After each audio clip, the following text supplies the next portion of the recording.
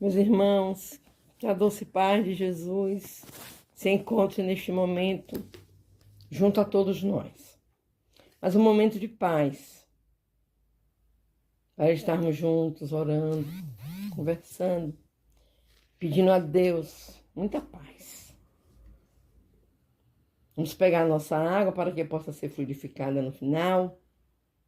Vamos também estar lembrando dos nossos amados que precisam da oração. E vamos continuar a leitura do nosso livro dos médiuns. Estamos lendo o capítulo 2 da primeira parte. O título do capítulo é Do Maravilhoso e do Sobrenatural. Porém, até onde vai a crença do Espiritismo? Perguntarão. Lede, observai e sabê-lo-eis. Só com o tempo e o estudo se adquire o conhecimento de qualquer ciência. Ora, o Espiritismo, que entende com as mais graves questões de filosofia, com todos os ramos da ordem social, que abrange tanto o homem físico quanto o homem moral, é em si mesmo uma ciência, uma filosofia, que já não podem ser aprendidas em algumas horas, como nenhuma outra ciência. Tanta puerilidade haveria em se querer ver todo o espiritismo numa mesa girante, como toda a física em alguns brinquedos de criança. A quem não se limite a ficar na superfície, são necessários não algumas horas somente, mas meses e anos para lhe sondar todos os arcanos. Por aí se pode apreciar o grau de saber e o valor da opinião dos que se atribuem o direito de julgar.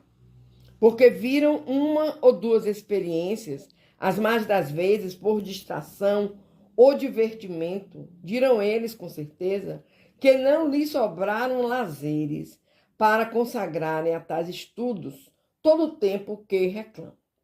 Está bem, nada isso os constrange, mas quem não tem tempo de aprender uma coisa não se mete a discorrer sobre ela, e ainda menos a julgá-la, se não quiser que o acoime de leviano. Ora, quanto mais elevada seja a posição que ocupemos na ciência, tanto menos excusável é que digamos levianamente de um assunto que desconhecemos.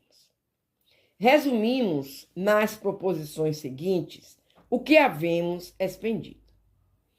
Todos os fenômenos espíritas têm por princípio a existência da alma, sua sobrevivência ao corpo e suas manifestações.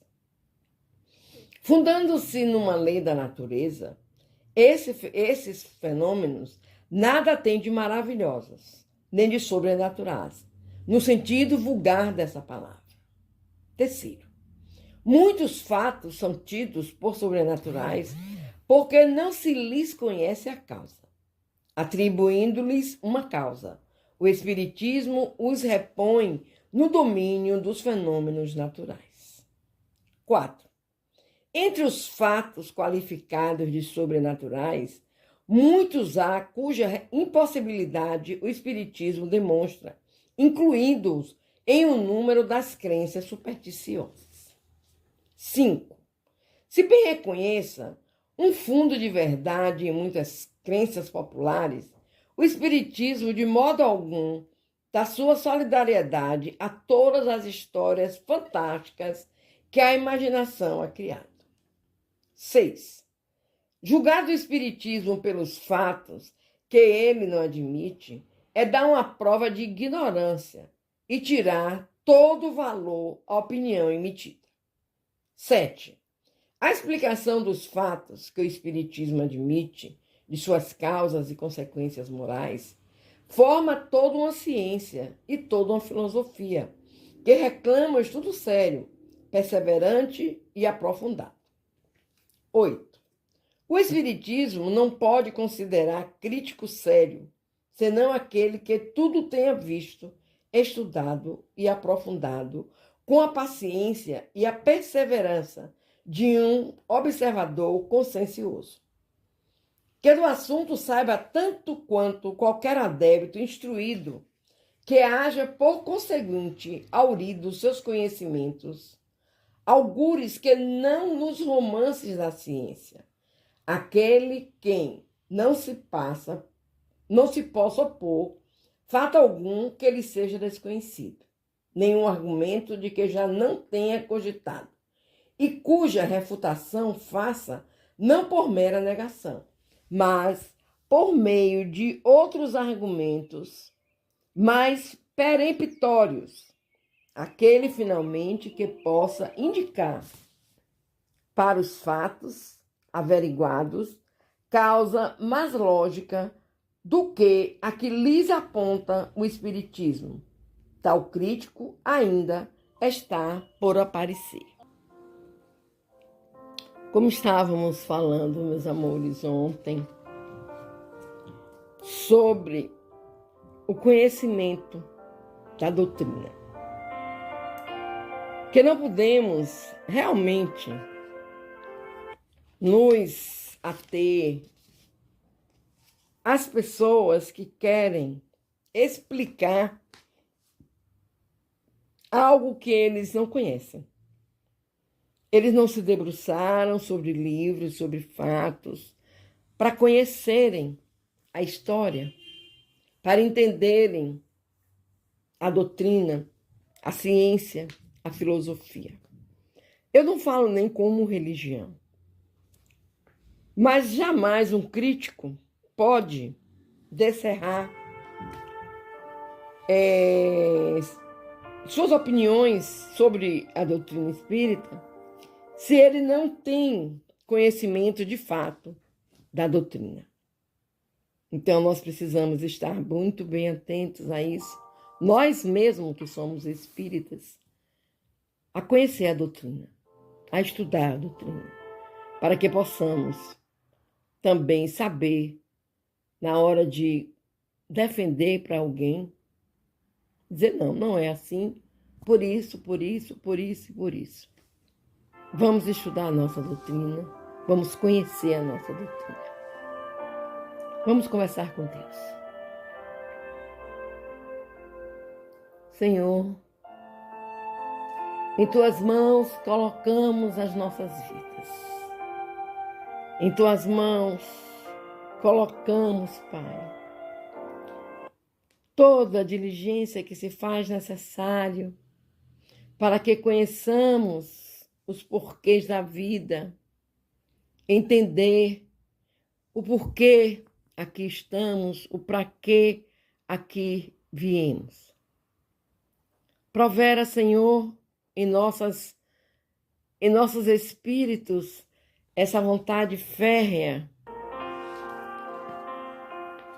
de estarmos sempre, Pai, entendendo, eu estou aqui porque eu sou filho de Deus e Ele precisou que eu aqui viesse para que eu crescesse, para que eu andasse, para que eu vivesse e aprendesse nessa jornada terrena aquilo que me faltou de complemento para a parte espiritual. Tenha misericórdia, Pai, dos teus filhos que precisam de Ti por motivos de estarem doentes do corpo físico, da mente, Pai. São tantas doenças, Pai, que nós vivenciamos na atualidade. São muitas novidades, outras não são novidades, mas parece que vem assim acontecendo em série, Senhor. Oh, Pai, tem misericórdia.